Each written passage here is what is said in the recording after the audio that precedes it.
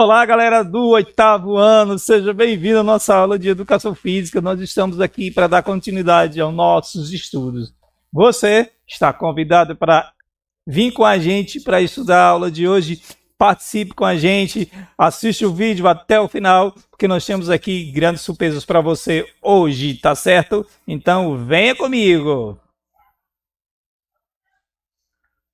Beleza, estamos por aqui e nós vamos estudar aqui sobre a origem da ginástica, dando continuidade aos nossos estudos sobre ginástica de condicionamento físico. Essa aula aqui é para a galera do oitavo ano do ensino fundamental, beleza? Então vamos lá para nossas problemáticas de hoje. Eu sou o professor Michael e nossa problemática de hoje é discutir a origem, as transformações. Ainda não vamos discutir sobre a parte esportiva nem estética de saúde, que será nas próximas aulas, mas hoje nós vamos discutir origem e transformações, beleza? Então vamos lá. Nosso primeiro texto traz a seguinte discussão aqui para a gente. Tá? As atividades corporais foram criadas, tá, por inúmeros propósitos. Então, os nossos antepassados criaram elas para vários propósitos, tá? E elas nasceram na necessidade humana básica de locomoção e sobrevivência. Então, a atividade corporal de fazer exercícios físicos surgiu da nossa própria necessidade básica de sobreviver e de locomoção humana, tá? De se movimentar.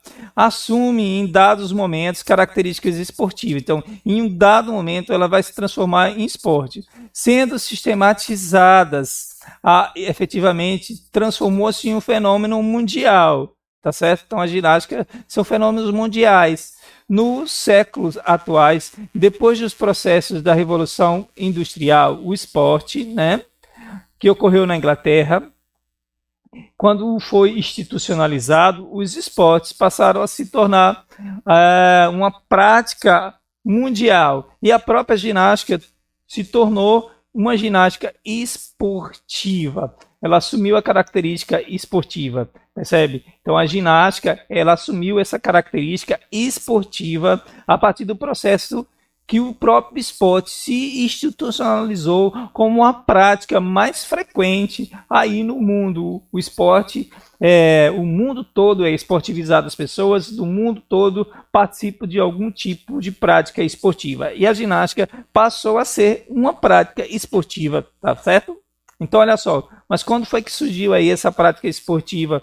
Ou melhor, quando surgiu a ginástica propriamente dita? Vem comigo.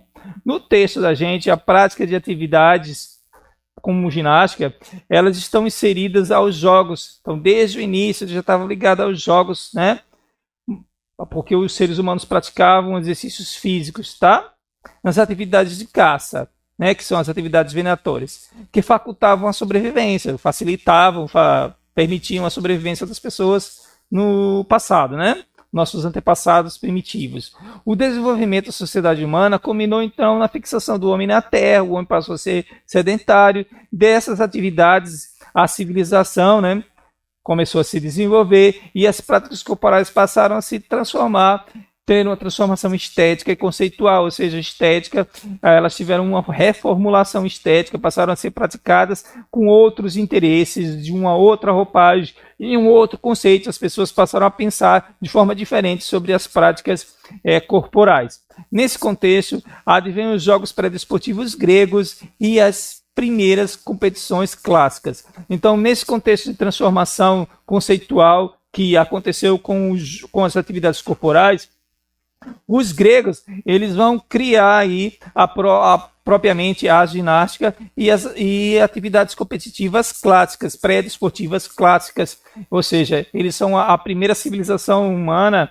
que sistematiza aí as atividades atléticas, né, os exercícios físicos de ginástica e também a sistematizar as competições. Não que elas não existissem em outra sociedade, mas os gregos vão dar esse pontapé e rotular, criar a palavra em si, a palavra ginástica, e organizar competições esportivas onde tinha os ganhadores, né, dos Jogos Olímpicos antigos. Percebe? Vamos lá. Então surgiu a ginástica, né, propriamente dita, Grécia, beleza? Mas ela já existia sobre outras roupagens, misturado a outras práticas corporais, como dança, como, por exemplo, os jogos. Ela já existia em outras civilizações e outros grupos humanos. Mas ginástica propriamente dita, separada aí dessas práticas, tá? Foram criadas pelos gregos. Entendeu, né? Então, vamos para o nosso próximo texto. Ginástica e suas funções. Qual é a função da ginástica? O que acontece quando a gente faz ginástica? A gente começou a estudar na aula passada, a gente viu lá basicamente como surgiu, qual é o efeito da ginástica, a gente viu que ela tem uma atuação sobre o corpo. A gente vai aprofundar esse conhecimento, tá certo? Então vamos lá. O corpo é interligado, né? Inegavelmente foi criado para a realização de atividades para gastar energia. Então nosso corpo ele foi criado para gastar energia. Os humanos primitivos precisavam realizar intensas atividades para conseguir o seu alimento, tá? E nem sempre eles conseguiam um alimento adequado, não, tá? Eles possuíam uma dieta de alimentar com proteína pobre de gordura e baixo consumo de carboidratos. Então eles comiam pouca gordura, né?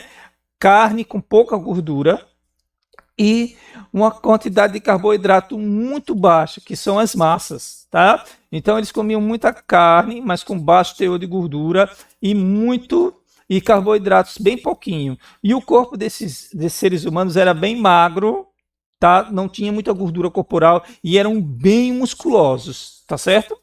Sua estrutura óssea era bem densa. Os ossos dos homens primitivos eram bem duros e resistentes, porque eles tinham uma grande quantidade de mineral, tá? De mineralização. Então, os ossos, quando são duros, é porque eles têm muita mineralização. A gente pega um osso de galinha de capoeira, ele é bem duro, não dá para quebrar no dente. Mas um osso de galinha de granja, você quebra no dente. Qual é a diferença entre os dois ossos? É que o osso da galinha de granja não tem muita mineralização óssea, ele é frágil.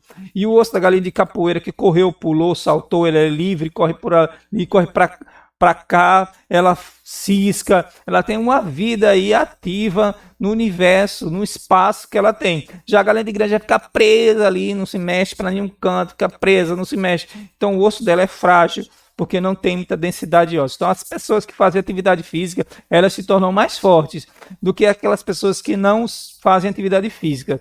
A gente vê, por exemplo, no exemplo do osso da galinha, um osso frágil e um osso forte. Se você não faz atividade física, provavelmente sua musculatura e seus ossos são frágeis, tá certo? Então, você precisa, para ter um corpo mais saudável, realizar as atividades físicas. Então, vem comigo. A gente já viu aí como eles eram, né? As práticas corporais de ginástica estiveram sempre presentes na vida humana, pois faziam parte, né, dela. Os homens aprenderam que poderiam fortalecer o corpo e superar os obstáculos físicos da vida. Então, através do treino do corpo, eles perceberam, viram e notaram que era possível se fortalecer e ficar mais forte e vencer os obstáculos da vida. Então, a ginástica começou a ser trabalhada a partir daí, desse momento, tá? Como a ginástica é criada na vida dos seres humanos? Como foi? De onde vem a necessidade de exercitar o corpo? Você sabe responder essas questões? Estas e outras perguntas podem ser respondidas ao estudarmos o conceito de ginástica. Então, quando a gente estuda o conceito de ginástica, a gente consegue responder como a ginástica é criada na vida humana. Como foi que ela foi criada? A gente já começou a discutir e já trouxe essa ideia para você. Outro ponto, de onde vem a necessidade de exercitar o corpo? A gente já viu que a necessidade de exercitar o corpo, porque nós fomos criados. O nosso corpo foi criado para gastar energia. E quando a gente não faz atividade física, quando a gente não exercita o corpo, a gente acumula energia e fica obeso. E também a gente não tem vitalidade física e as estruturas corporais se tornam frágeis. Percebe? Aí a gente já viu discutindo, né? O processo de construção do movimento humano pode ser elucidado, ou seja, você pode esmiuçar e entender esse processo pelo estudo do funcionamento do cérebro, pois ele é o sistema nervoso que elabora e permite essa capacidade humana. Então, quem cria o movimento humano? Quem cria os movimentos ginásticos? O cérebro. É a partir do cérebro que é criado o movimento humano, tá? Então, o primeiro órgão responsável pelo movimento humano é o cérebro, beleza? E aí a gente vem para o aparelho locomotor, que a gente já viu a ideia dele na aula passada. A gente vai aprofundar esse conceito hoje. O aparelho locomotor, o que é o aparelho locomotor? Então, o sistema locomotor é composto pelo músculo, ossos, tendões, que são aquilo que liga os músculos aos ossos, e juntas, que são articulações, que são o lugar onde acontece o movimento. Então, o dedo tem um lugar onde acontece o movimento. A gente chama de junta ou articulação, tá? É ativado pelos feixes nervosos. Então, do cérebro tem a medula que fica atrás das costas, que sai, né, pelo pescoço, desce até a parte inferior do tronco. Essa medula é ligada ao cérebro, tá? E os estímulos saem do cérebro, passam pela medula, vai pelo sistema nervoso, pelos feixes nervosos e vai lá e ativa o músculo, tá? Esse músculo é induzido a realizar um encurtamento. Então, quando o feixe nervoso manda um sinal, o músculo encurta, tá? E esse encurtamento, ele puxa o osso. Ao puxar o osso, o segmento do corpo se movimenta. Então, eu puxo, o osso é puxado pelos músculos, tá certo? E aí acontece o movimento no lugar específico do corpo, chamado de junta. O lugar onde acontece a junção de dois ossos, tá certo? Esse lugar onde tem junto dois ossos, a gente chama de junta ou articulação, e é lá que acontece o movimento. Em parceria com o sistema nervoso, a gente vai encontrar, né, para controlar o sistema nervoso, ou melhor, em parceria para controlar o organismo, nós vamos ter o sistema nervoso e o sistema endócrino trabalhando junto. Enquanto o sistema nervoso ele elabora, ele cria os sinais nervosos do movimento, modula, organiza esse sinal do movimento, tá? Então o sistema ele filtra, melhora o movimento. Tudo ele cria, modula, organiza o movimento. Como é que o movimento vai ser? Quem faz isso é o cérebro humano. E a gente nem percebe essa modulação, essa organização. Tá? Outra coisa, o sistema endócrino é responsável por fornecer aí o controle das funções visuais, que fornece energia ao oxigênio para que aconteça o movimento. Percebe? As funções vitais fornecem quantidade de energia necessária para o esforço físico.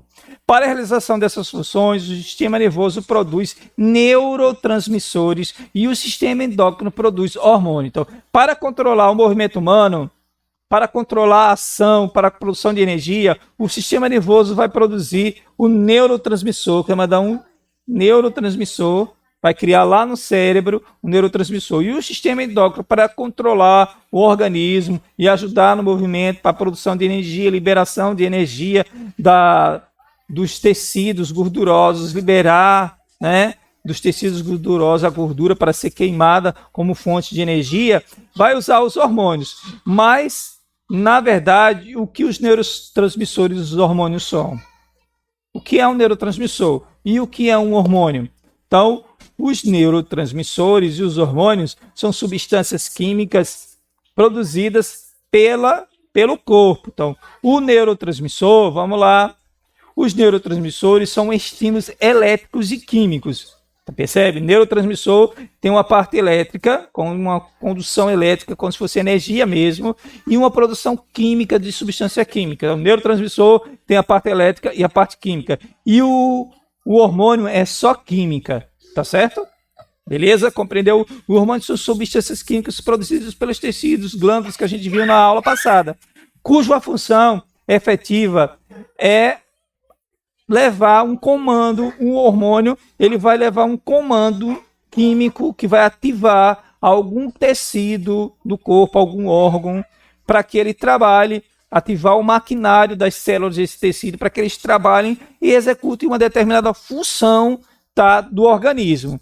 E o sistema nervoso produz o neurotransmissor, tem uma parte química e elétrica que vai fazer a mesma coisa, ativar um tecido, um órgão, para que ele aumente sua função, baixe sua função, controlar aí. No caso do músculo, a gente produz um neurotransmissor chamado acetilcolina e ele ativa a musculatura para contrair. Beleza?